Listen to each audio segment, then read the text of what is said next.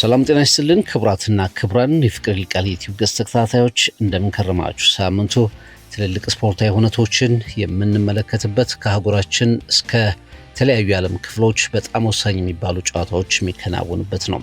አፍኮን የአፍሪካ ዋንጫ በሞሮኮ በጥሎ ማለፍ ጨዋታዎች ይመለሳል። ሴኔጋል ከሱዳን፣ ማሊ ከቱኒዚያ ዛሬ በጥሎ ማለፍ የአፍሪካ ዋንጫን ይመልሱታል።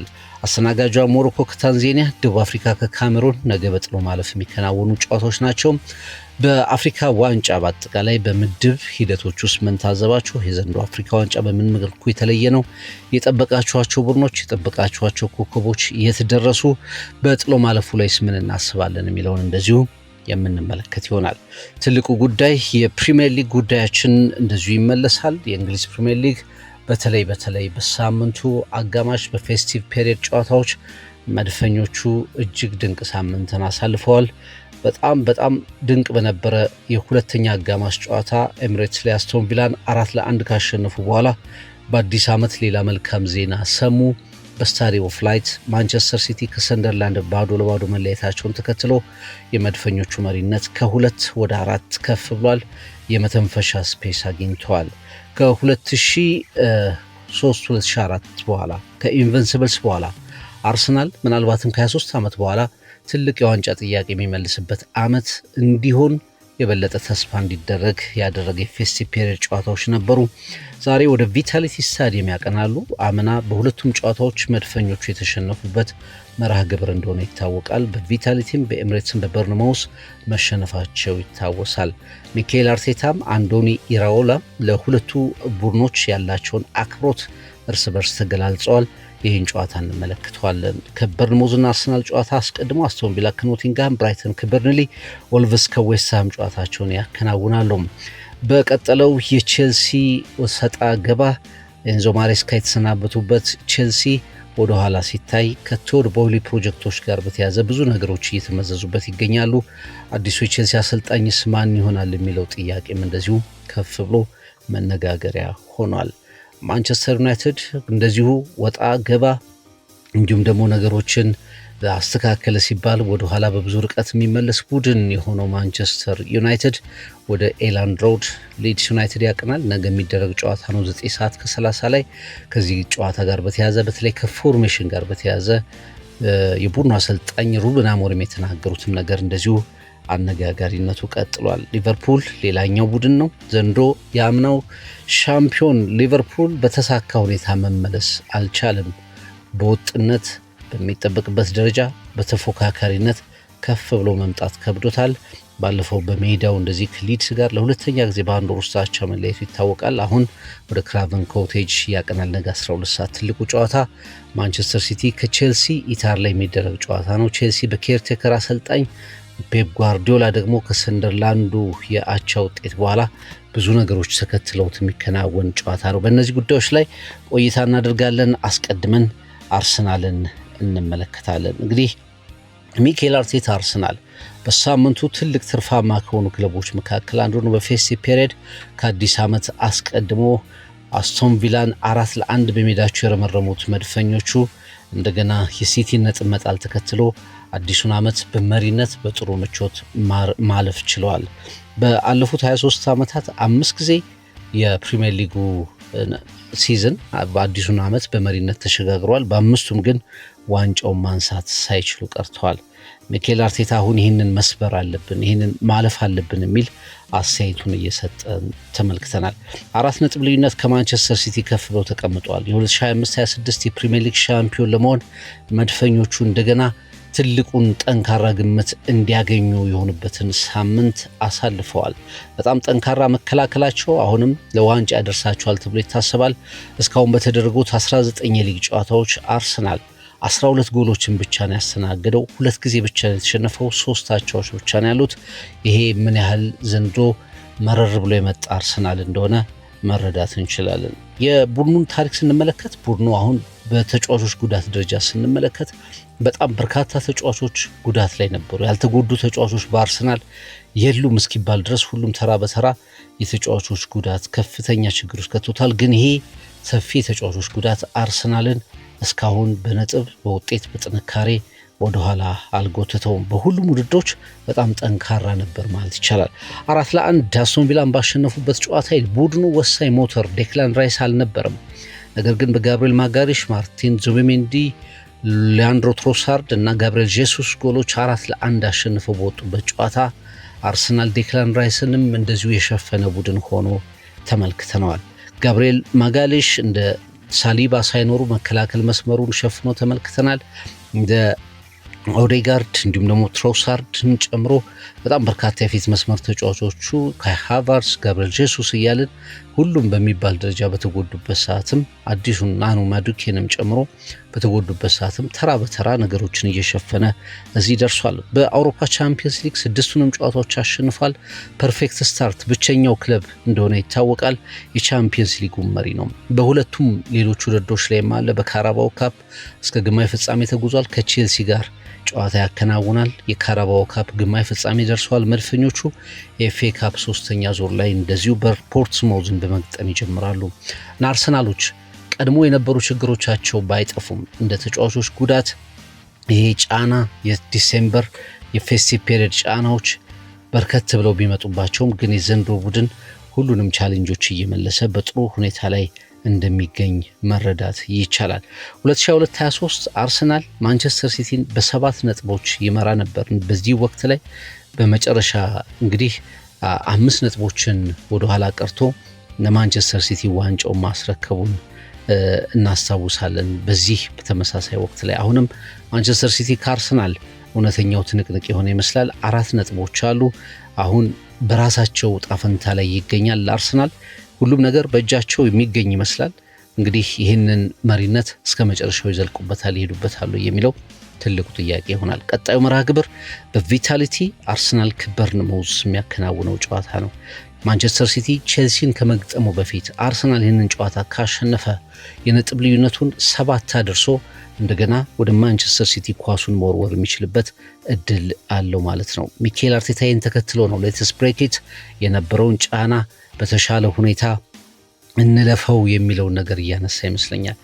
አንድ ኃይል በጣም የተሟላ ንቅት ያለ በራሱ መተማመን ያለው ቀጣዮቹን 5 ወራት እንደዚሁ በብልጫ መጨረስ የሚችል አርሰናል አለ የብዙዎች እምነት ነው። ግን ወሳኝ እያንዳንዱን ጨዋታ ተራ በተራ ማሸነፍ ያስፈልጋል እንዳለው ሚኬል አርቴታ ዛሬ ትልቁ ትኩረት ከበርንማውዝ ጋር ይሆናል ማለት ነው።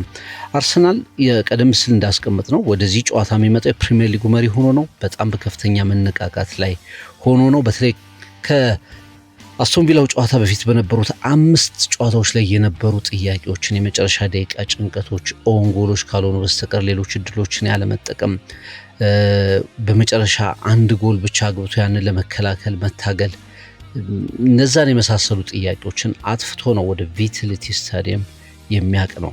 በአንጻሩ በርንማውዝ ባለፉት 14 የአርሰናል የእርስ በርስ ግንኙነቶች ያሸነፈው አንዱን ብቻ ነው። ነገር ግን የአምናውን ብቻውን ስንመለከተው 2-0 በቪታሊቲ ስታዲየም አርሰናልን አሸንፏል። እንደገና በኤምሬትስም አርሰናልን ማሸነፉ ይታወሳል። ከአርሰናል 6 ነጥብ ከወሰዱ ቡድኖች መካከል አንዱ ነበር አምና። ዘንድሮ የበርንማውዝን አስቀድመን ስንመለከት በመጀመሪያ በጣም በጥሩ ሁኔታ የጀመረ ቡድን ነበር። እንደ ሰንደርላንድ ሁሉ በርንማውዝ በጣም አስደናቂ አጀማመር ነው የነበረው። ኖቬምበር ላይ እንደውም 2ኛ የፕሪሚየር ሊጉ ደረጃ ላይ ተቀምጠው ነበር። ከአርሰናል ቀጥሎ የነበረው ቡድን በርንማውዝ እንደነበር ይታወቃል። ከዛ በኋላ ግን ከህዳር ወር በኋላ በነበሩት 10 የፕሪሚየር ሊግ ጨዋታዎች ላይ አንዱንም ጨዋታ ሳያሸንፉ ነው የቀጠሉት። እንደውም እስከ በደረጃ ሰንጠረዡ ወደኋላ እስከ መውረድም ደርሰው እንደነበር ይታወቃል። በሜዳቸው ላይ በጣም ጠንካሮች ናቸው። በቪታሊቲ ስታዲየም ባለፈው ወር 1 ጊዜ ብቻ ነው የተሸነፉት። በቅርቡ ደግሞ ባደረጓቸው ጨዋታዎች ከዌስትሃም፣ ቼልሲ፣ በርንሌ ጋር እንደዚሁ ባቻ ውጤት ማጠናቀቃቸው ይታወሳል። ስለ በርንማውዝ ስናነሳ በጣም ጠንካራ ጎኑ የማጥቃት አቅሙ ነው። በጣም ጠንካራ ጎል አግቢ ያለው ማንቸስተር ላይ 4 ጎሎች አስቆጥሯል። ምንም እንኳ 4-4 ቢጠናቀቅም ቼልሲ ላይ 2 ጎሎችን አስቆጥሯል። ምንም እንኳ 2-2 ቢጠናቀቅም በአጠቃላይ ከብሬንትፎርድ ጋር ያደረገውን ጨዋታ ጨምሮ ብዙ ጎሎች የሚያስተናግድ ቡድን ነው። ግን በጣም ደግሞ ብዙ ጎሎችን የሚያገባ ቡድን ነው። ዘንድሮ በ4 ጨዋታዎች ላይ 4 ጎሎችን አስተናግዷል። ብሬንትፎርድ፣ ማንቸስተርን የመሳሰሉ ቡድኖች 4 ጎሎች አስቆጥረውበታል። ይሄ ደግሞ ምን ያህል መከላከሉ ላይ በጣም የሚጋለጥ ቡድን እንደሆነ የአንዶኒ ኢራኦላ ቡድን በመከላከል ደረጃ ዘንድሮ በጣም ደካማ ጎኑ መከላከል እንደሆነ መረዳት እንችላለን። በ4 ጨዋታዎች 16 ጎሎች ገብተውበታል።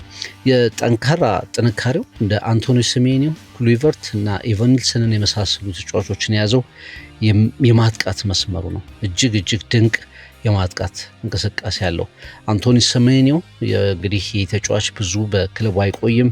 በዚህ በጥር የዝውውር መስኮት ወደ ማንቸስተር ሲቲ ያቀናል። አብዛኛው ነገር የተጠናቀቀ ይመስላል።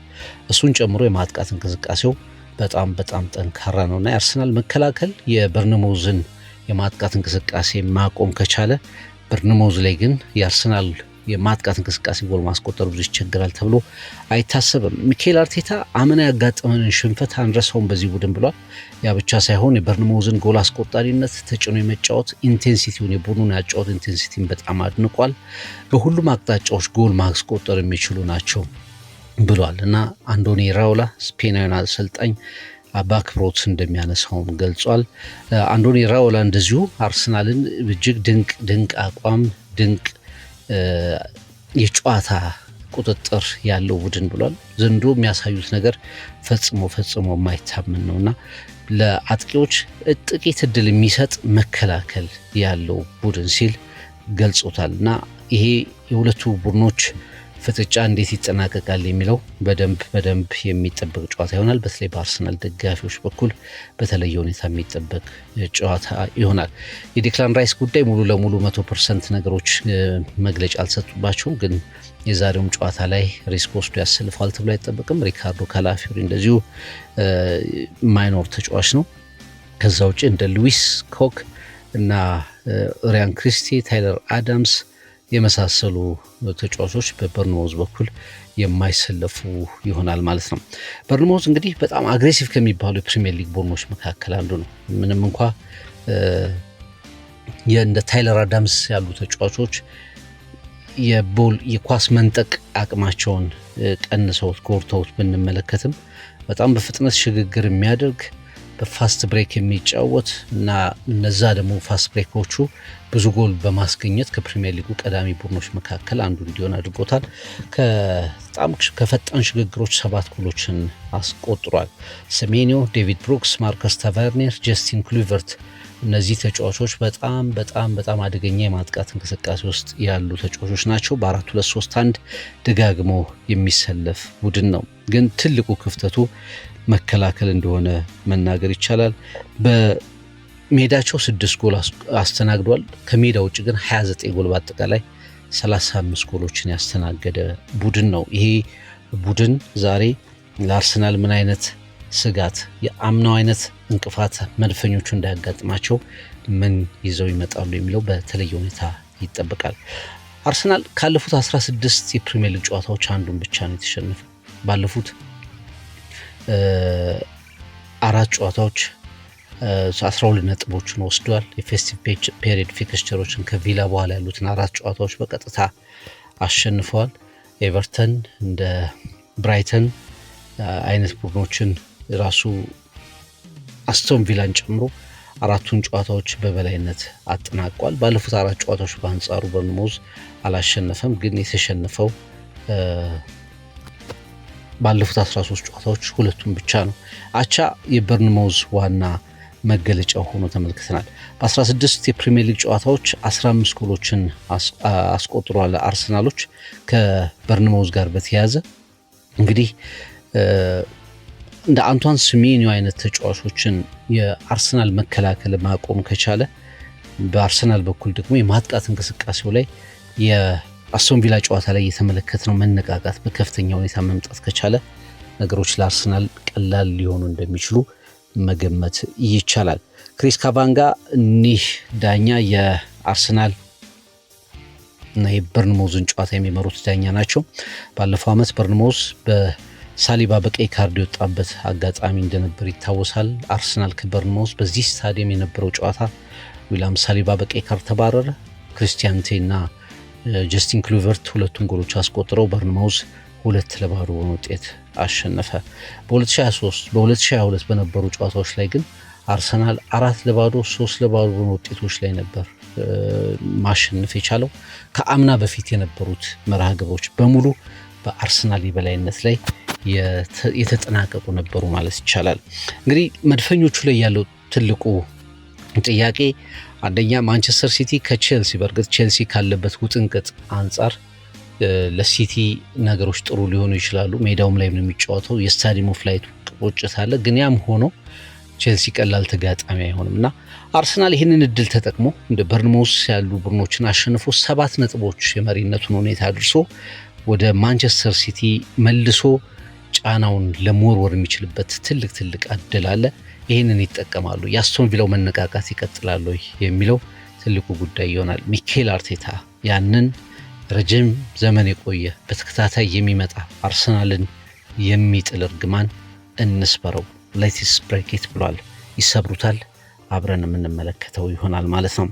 በአርሰናል በኩል እንግዲህ ትልቁ ተቀናቃይ ማንቸስተር ሲቲ ነው ብለናል። ማንቸስተር ሲቲ ተጋጣሚ ደግሞ ቼልሲ ነው። የሳምንቱ ትልቅ ዜናም ደግሞ ቼልሲ ነበር። በእንግሊዝ ፕሪሚየር ሊግ የዓለም ሻምፒዮን ያደረጉትን እንዲሁም ደግሞ የኮንፈረንስ ሊግ ሻምፒዮን ያደረጉትን ክለቡን ወደ ቻምፒየንስ ሊግ የመለሱትን ፕሪሚየር ሊጉም ከመጀመሩ በፊት ደግሞ በመጀመሪያ ዓለም ሻምፒዮና ላይ ስሙን በሻምፒዮነት እንዲሰፍር ያደረጉትን ኤንዞ ማሬስካን ቼልሲ አሰናብቷል። አርሰናል ከበርንማውዝ እንደዚሁ ቼልሲ ከበርንማውዝ ማሬስካን ያሰናበተው ጨዋታ ቼልሲ ከበርንማውዝ የነበረው ጨዋታ ነበር ማለት ይቻላል። በጣም ኪዮቲክ ዘንዶ ቼልሲ በጣም ብዙ ጨዋታዎች ላይ ጥሩ ያልሆነባቸው ጨዋታዎች አሉ። አንደኛው ጨዋታ በርንማውዝ ነው ማለት ይቻላል። ይመራል፣ አቻ ይሆናል፣ ወይ ደግሞ እየተመራ አቻ ይሆናል። በሁለት ሀፎች መካከል የተለያየ ቡድን ይሆናል። የመጀመሪያው 45 ሁለተኛው 45 አንድ ጨዋታ ጥሩ ሆኖ እንደገና ሌላ ጨዋታ ደካማ ይሆናል። ባለፉት 7 ጨዋታዎች ግን የኤንዞ ማሬስካ ቡድን አንድ ጨዋታ ብቻ ነው ያሸነፈው። ሌሎቹ ጨዋታዎች በአቻና የሽንፈት አጋጣሚዎች ናቸው። እንግዲህ በአዲሱ ዓመት ቼልሲ ትልቁን ዜና ብሬክ ያደረገው የእንግሊዝ ፕሪሚየር ሊግ ክለብ ነው። ኤንዞ ማሬስካን ማሰናበቱን ይፋ አደረገ። የክለቡ የረጅም ጊዜ ፕሮጀክት ሎንግ ተርም ፕሮጀክት የሚባለው ነገር እንደገና ጥያቄ ውስጥ ወደቀ። እሳቸው ከሌስተር ሲመጡ ለቼልሲ የረጅም ጊዜ ፕሮጀክት የሚሆነው አሰልጣኝ ተብሎ በትልቅ ደረጃ ያልታዩ ግን አርሰናል ሚኬል አርቴታን እንዳመነው ወይም በሌሎች ክለቦች ላይ እንደተጀመሩና እንደተሰሩ ራሱ ጓርዲዮላ በባርሰሎና እንደመጣበት አይነት ፕሮጀክት ለረጅም ጊዜ የሚታሰብ ፕሮጀክት ነው ተብሎ ተገልጾ ነበረ። ብዙ ፍንጮች ነበሩ ማሬስካ ሊሄዱ እንደሚችሉ። አንደኛው በፖስት ማች ፕሬስ ኮንፈረንስ በተለይ ከበርንማውዙ ጨዋታ በኋላ አልነበሩም፣ በህመም ምክንያት ተብሎ ተገለጸ። በኋላ ላይ ግን አሰልጣኙ ከሚዲያው ጋር ያለውን ግንኙነት ስላልፈለጉትም ጭምር ስለ ወደፊት ጉዳያቸው ደግሞ እርግጠኝነት ስለማይሰማቸው ስላልተሰማቸው ጭምር ያንን ፕሬስ ኮንፈረንስ እንዳልተከታተሉ መረጃዎች ወጡ። መጀመሪያ አካባቢ በህመም ተብሎ ተገልጾ ነበር። በኋላ እንደዚሁ ከዚህ ጨዋታ አስቀድሞ በነበሩ ጥቂት ሳምንታት ውስጥ ኤንዞ ማሬስካ የማንቸስተር ሲቲ አዲሱ አሰልጣኝ ይሆናሉ የሚሉ ወሬዎች ወጥተው ነበር። እሳቸው በእርግጥ ዜናውን ትክክል አይደለም ብለው ለማስተባበል ሙከራ አድርገዋል። ጓርዲዮላም እንደዚሁ ቼልሲ በጣም ድንቅ አሰልጣኝ አጣ፣ ነገር ግን የማንቸስተር ሲቲ አሰልጣኝ ይሆናሉ የሚለውን ነገር እኔ አላውቅም የሚል ሀሳብ ከስንብታቸው በኋላ ተናግረዋል። ግን ቼልሲ በጣም ድንቅ ፐርሰን ድንቅ አሰልጣኝ አጥቷል የሚል ሀሳቡን ተናገረ። ግን ይሄም ትልቅ ቅሬታ ፈጥሯል። ዜናው ውሸት ነው ብለው አያምኑም የቼልሲ ኃላፊዎችና ባለስልጣናት። ይሄ እውነት ነው ብለው አያምኑም። ቼልሲ 3-0 ባርሰሎናን ካሸነፈ በኋላ በኖቬምበር መጨረሻ አካባቢ ባርሰሎናን 3-0 ካሸነፈበት ጨዋታ በኋላ በጣም ደካማ ጉዞን ያደርገው። በእርግጥ ከአርሰናል ጋር 1-1 ተለያይተዋል። በዛ ጨዋታ ሞይሴስ ካይሴዶ በቀይ ካርድ ወጥቶ ስለነበር ብዙ እንደ መጥፎ ውጤት አልተቆጠረም። በኋላ ግን የመጡት ነገሮች ሁሌም ሐሰተኛ ንጋት። ቼልሲ የሆነ ጊዜ በጣም ድንቅ የፕሪሚየር ሊጉ ሻምፒዮን የቻምፒየንስ ሊግን ጭምር ሊያመጣ የሚችል እንዴት ይሄ ቡድን ከአናት አልተቀመጠም የሚያስብል አይነት ዶሚነንስ ያሳያል። ውጤቶችን በዛ ልክ ይመጣሉ። ከዛ በኋላ ግን ይንሸራተታል ያ ንጋት የሚመስለው ያ መነሳት የሚመስለው ነገር ሐሰተኛ ሆኖ ይገኛል። በተለይ ታህሳስ ወር ቼልሲ አምስተኛ የፕሪሚየር ሊጉ አምስተኛ ደረጃ ላይ ተቀመጠ። ክለቡ በቻምፒየንስ ሊግ ተሸነፈ፣ ጨዋታዎችን ተሸነፈ፣ 13ኛ ደረጃ ላይ ተቀመጠ። ቶትናም፣ ኒውካስል እና ሌሎችም ቡድኖች ከአናት ተቀመጡ። በተለይ በአታላንታ ከተሸነፈ በኋላ የቻምፒየንስ ሊግ ቦታው ወደ 13ኛ ደረጃ አሽቆለቆለ። ፕሪሚየር ሊጉ ላይ ጥሩ ያልሆኑት ስፐርስ እና ኒውካስል ራሱ ከቼልሲ የተሻለ ደረጃ ላይ ተቀመጡ። ከዛ በኋላ እንግዲህ ከኖቬምበር 22 በኋላ በርንሌን ካሸነፉበት ጨዋታ በኋላ ባለፉት 7 የፕሪሚየር ሊግ ጨዋታዎች አንዱን ብቻ ነው መውሰድ የቻሉት። ማግኘት ከሚችሉት 21 ነጥብ 7ቱን ብቻ ነው የሰበሰቡት። 14 ነጥቦችን ድሮፕ አድርገዋል። ከመሪው አርሰናል ጋር የነጥብ ልዩነት ወደ 15 ወይም ወደ 5 ጨዋታዎች ከፍ ብሏል። ይሄ ሁሉ ነገር ሲደራረብ ያው ቼልሲ ማሬስካ ላይ እርምጃ ሊወስድ እንደሚችል ፍንጮች እንደነበሩ መገመት ይቻላል። ከበርንማውዝ ጋር ያቻ ውጤት 2-2 መጀመሪያ በቫይታሊቲ 2-2 በሜዳቸው የመጀመሪያው የቫይታሊቲ ስታዲየም ላይ እንደዚሁ በጣም የተተቻ ጨዋታ ነበር። ደካማ ጥራት ያለው ጨዋታ፣ ክሬቲቭ ያልሆነ ቼልሲ 90 ደቂቃ ምንም ያላሳየ ቼልሲ ተብሎ ሲተች ነበር። እንደገና በመልሱ ጨዋታ ከበርንማውዝ ጋር በነበረው ጨዋታ እንደዚሁ ጨዋታውን መቆጣጠር የጎደለው ስህተቶችን የሚሰራ ቼልሲን ተመለከትን እና ይሄ በጣም ሰፊ ኮንሲስተንት ያለመሆን ጉዳይ፣ ወጥ ያለመሆን ጉዳይ፣ በተከታታይ ወጥ ያለመሆን ጉዳይ ነገሮችን በከፍተኛ ችግር ውስጥ እንዲገቡ አደረገ። ከዛ ውጪ ከዲሲፕሊን ጋር የተያዙን ጉዳዮች፣ የተጫዋቾች ዲሲፕሊንን በተመለከተ ቼልሲ በፌር ፕሌይ ቴብል መጨረሻ ላይ ከሚገኙት ቡድኖች መካከል ነው። የመጨረሻው ቡድን ነው። በጣም በርካታ ቢጫ ካርዶች፣ ቀይ ካርዶች የሚታዩበት ቡድን ነው። 34 ቢጫ ካርዶች፣ 4 ቀይ ካርዶችን በመመልከት ከታች የተቀመጠው ቡድን ነው። እንግዲህ ሞይሴስ ካይሴዶ ሌላኛው ኮንሰርናቸው ነው። ለምሳሌ በአርሰናሉ ጨዋታ ላይ በቀይ ካርድ የተሰናበተው ካይሴዶ እንደገና በማንቸስተር ሲቲ ጨዋታ ላይ አይሰለፍም። ምክንያቱም ከበርንማውዝ ጋር በነበረው ጨዋታ የተመለከተው ቢጫ ካርድ 5ኛ ቢጫ ካርዱ ስለሆነ ማለት ነው። ስለዚህ በዚህ ወሳኝ ጨዋታ ላይ አይኖርም። እሱ ደግሞ ባልነበረባቸው በተከታታይ ዲሴምበር ላይ በነበሩ ጨዋታዎች ቼልሲ የከፈለው ዋጋ ይታወቃል እና ሞይሴስ ካይሴዶ ራሱ ሌላ የቼልሲ ተጋጣሚ ቼልሲ ትልቅ ችግር እየሆነ መምጣቱን መረዳት እንችላለን። ማሬስካ እነዚህን የሚታዩ የስነ ምግባር ጥሰቶች እና ድክመቶች በሙሉ ሲያስተባብሉ መቆየታቸው አንዱም የቅሬታ ምንጭ ነው ማለት ይቻላል። በአጠቃላይ ግን ቼልሲ አምና የተመለከትነው ቼልሲ ልክ ከሊቨርፑል ቀጥሎ 2ኛ ላይ ተቀምጦ ነበር። ለሻምፒዮንነት ሲታሰብ ነበር ከሊቨርፑል ጋር። በኋላ ያ ሁሉ ነገር ዝቅ አለ። በ10 ተከታታይ ጨዋታዎች 2 ድሎችን ብቻ አስቀምጦ ወደ ፌብሩዋሪ አካባቢ የተንሸራተተውን ወደ ታች ዝቅ ያለውን ቼልሲ ተመለከትን። የሲዝኑ መጀመሪያ ላይ ለደጋፊዎች በጣም ተስፋ የሚሰጥ እንደገና መሀል ላይ ኮላፕስ የሚያደርግ ወደ መጨረሻ ደግሞ መነሳት የሚጀምር ቼልሲን ተመለከትንና ቼልሲ ከሴት ፒሶች መከላከል በጣም የሚያቅተው፣ በተለይ መከላከሉ ላይ እስካሁን ቤስት ፎሩን በደንብ ማምጣት ያልቻለ፣ ከጅሮሮችም ከማዕዘኖችም ከተለያዩ አቅጣጫዎችም ጎሎችን የሚያስተናግድ የሚፈተን ቡድን ሆኖ ተመለከት ነው። አሁን ኤንዞ ማሬስካን በመጨረሻ ላይ አሰናበተ። አሁን ይሄ ውሳኔ በራሱ አንደኛ በቼልሲ ውስጥ ያለውን የትዕግስት መጠን ትንሽነት ያሳያል። ሁለተኛ ምንድነው በክለቡ የሚፈልገው የሚለውን ነገር በደንብ ጥያቄ ውስጥ ይከታል። አጠቃላይ ከዳይሬክሽኑ ከቦርዱ የሚመጣው የአመራርነት ዳይሬክሽን በራሱ ትልቅ ግጭት ውስጥ የሚገባ ክለቡ ይሄ ነው የሚባል ቅርጽ እንደሌለው ያሳየና ከፍተኛ መነጋገሪያነቱን የጨመረ ሆኗል ማለት ነው። አሁን ቼልሲን ማን ያሰለጥናል የሚለው ጭቅጭቅ ቡድኑን አጅቦት ወሳኝ የፕሪሚየር ሊግ ጨዋታዎችን ያከናውናል ማለት ነው። ሌላኛው እንግዲህ በውጤት ቢሆን ኖሮ ኤንዞ ማሬስካ ያጋጥማቸው እድል 4-5 ጊዜ የሚያጋጥማቸው ሩበን አሞሪም ነበሩ። የማንቸስተር ዩናይትዱ ሩበን አሞሪም ዩናይትድ ከፍተኛ ትዕግስት ጋር እየተመለከታቸው የሚገኝ አሰልጣኝ ናቸው። እንግዲህ ባለፈው በአርብ ዕለት በነበራቸው ፕሬስ ኮንፈረንስ ላይ ሊድስ ዩናይትድ ከማንቸስተር ከሊድስ ዩናይትድ እና ማንቸስተር ዩናይትድ ጨዋታ አስቀድሞ በነበረው ጨዋታ ላይ በወልቭሱ ጨዋታ ዙሪያ ሀሳቦችን ተጠይቀው ነበር። 3 ጊዜ ያህል የ3-4-3 ፎርሜሽናቸውን በኒውካስል ከተመለከትነው የባክፎር አጫዋታቸው እንደገና ተመልሰው እሳቸውን ወደሚያስወቅሳቸው ማንቸስተር ብዙ ዋጋ ወደ ከፈለበት ደካማ አቋም ወደ አሳየበት 3-4-3 ፎርሜሽን የመመለሳቸው ወይም ደግሞ ለምንድን ነው ሙሉ ለሙሉ የማይሰናበቱት የሚለውን ያንን ፎርሜሽን ጥያቄ ቀርቦላቸው ነበር።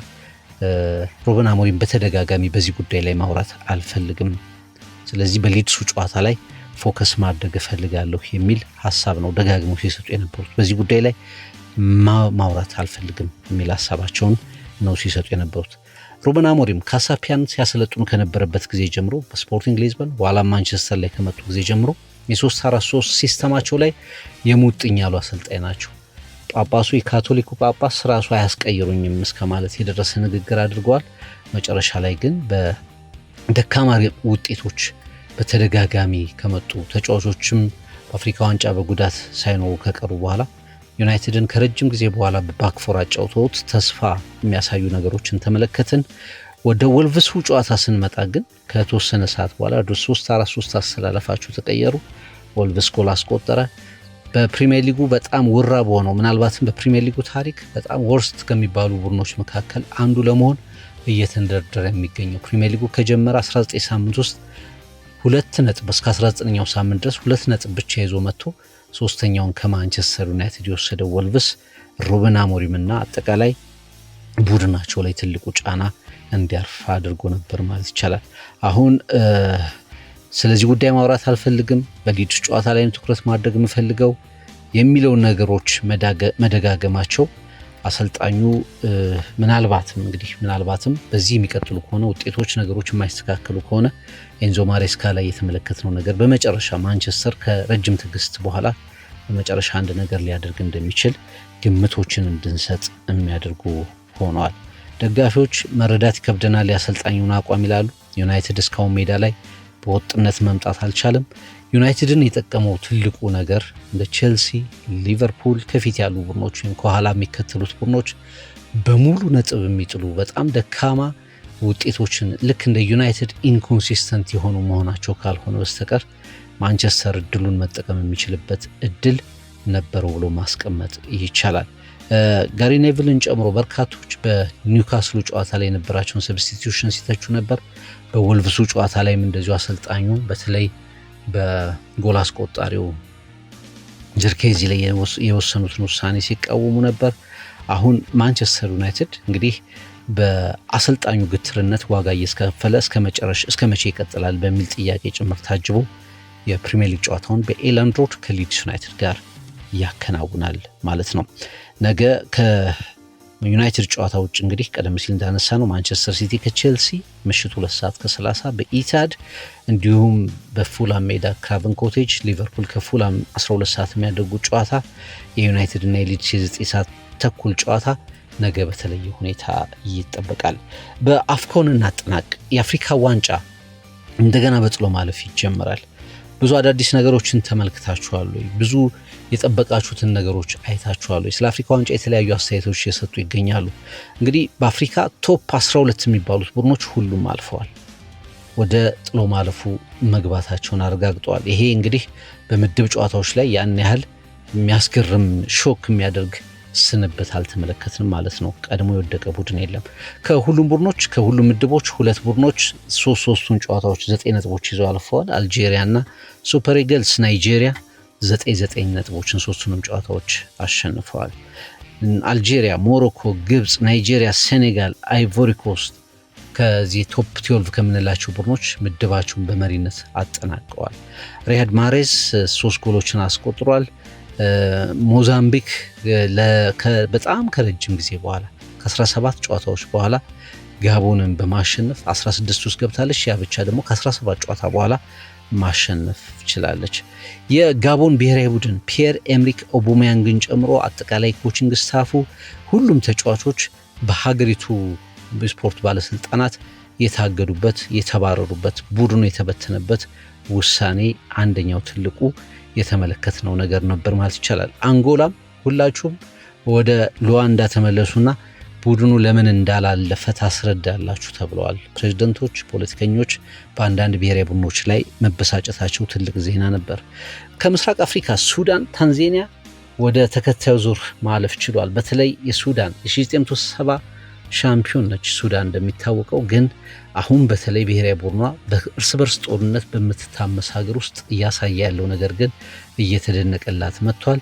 ከአፍሪካ ዋንጫው 16 ጥሎ ማለፍ ተፋላሚዎች መካከል አንዷ መሆን ችላለች። ከሴኔጋል በእርግጥ በጣም ጠንካራ ከሆነችው ሴኔጋል ጋር ዛሬ ጥሎ ማለፍ ጨዋታዋን ትጀምራለች። እንደ ታንዛኒያ ሌላኛው የምስራቅ አፍሪካ ሀገር ቤኒን እንደዚሁ ድሎችን ታሪኮችን ሰርተዋል።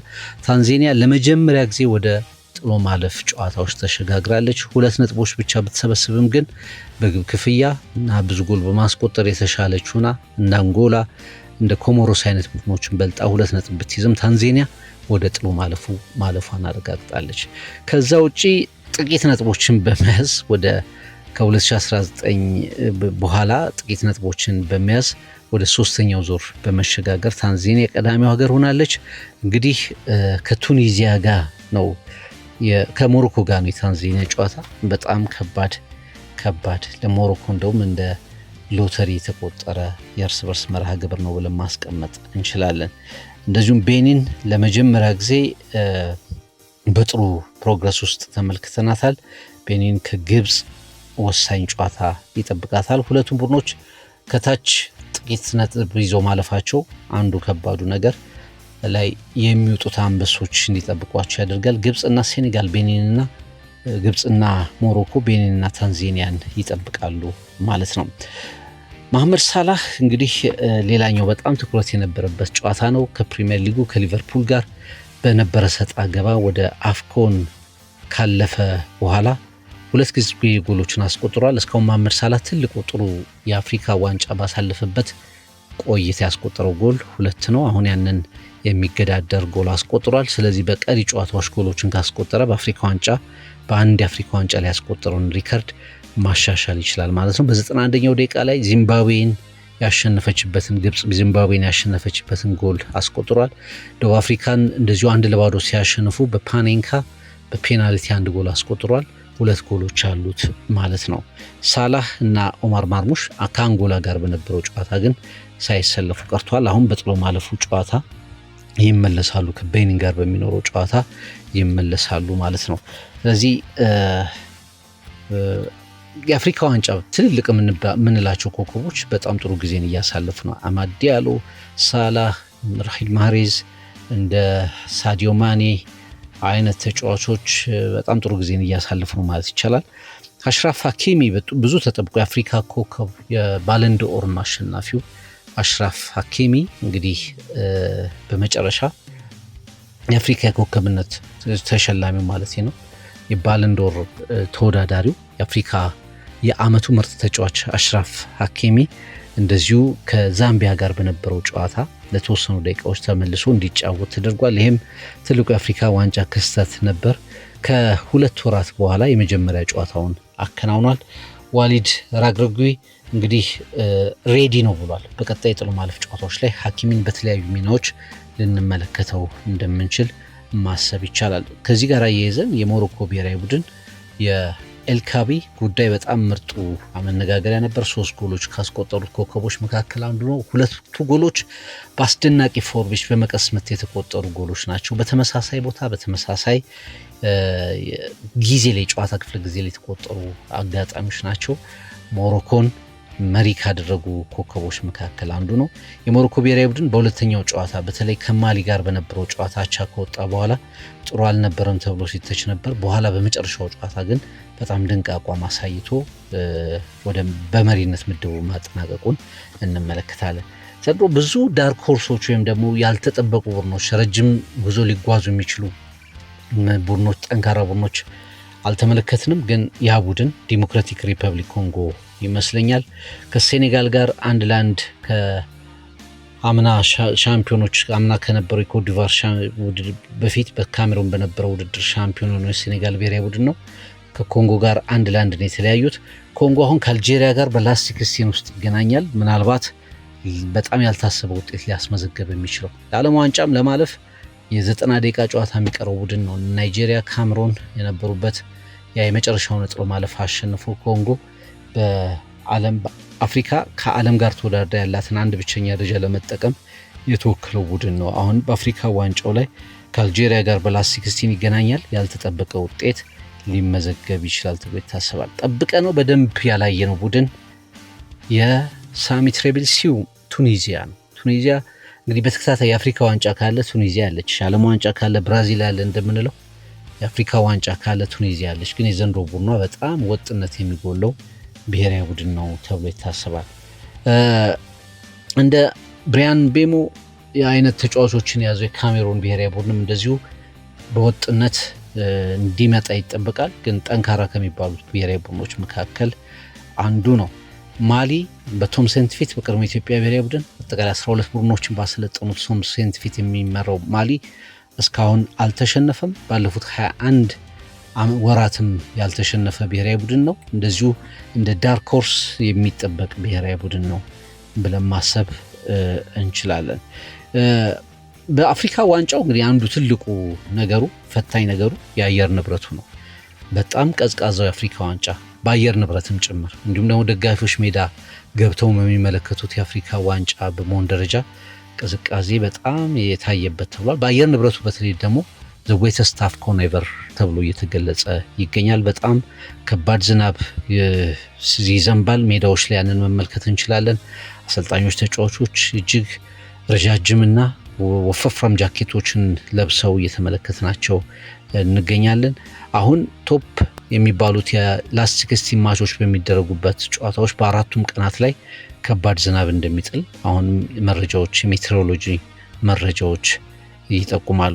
ስቴዲየም አቴንዳንሱ መሻሻል አሳይቷል። የመግቢያ ዋጋው ነፃ እስከመሆን ድረስ መድረሱን ተከትሎ መሻሻል አሳይቷል። ይሄ እንግዲህ በጣም ቀዝቃዛ ነው ብለው እንደ ደቡብ አፍሪካ አሰልጣኝ ሁጎ ብሩስ የገለጹትን ነገር ለመቅረፍ ሞሮኮ የምትችልበት ነገር አለ። ደጋፊው ጥሎ ማለፍ ጨዋታዎች ላይ የበለጠ ይጨምራል ተብሎ ነው የሚታሰበው።